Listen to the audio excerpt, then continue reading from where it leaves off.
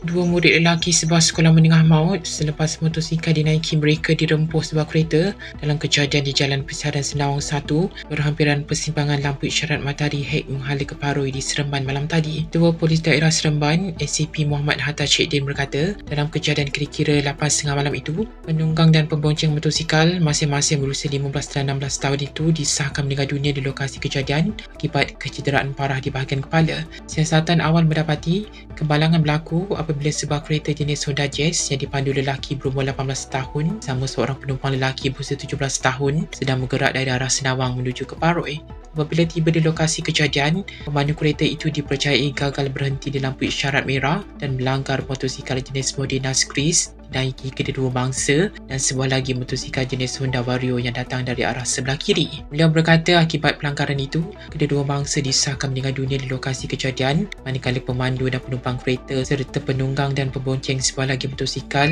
mengalami kecederaan parah dan dibawa ke Hospital Tuanku Jaafar untuk rawatan lanjut. Muhammad Hatta berkata kedua mayat mangsa kemudian dibawa ke Jabatan Forensik Hospital Rembau untuk bedah siasat dan kes disiasat di bawah Seksyen 41-1 Akta Pengangkutan Jalan 1987. Beliau turut meminta mana-mana individu yang mempunyai maklumat mengenai kejadian untuk berhubung dengan Pegawai Penyiasat Kes Inspektor G. Sangkar menerusi talian 014 6000 353 atau hadir ke Balai Polis Berhampiran bagi membantu siasatan.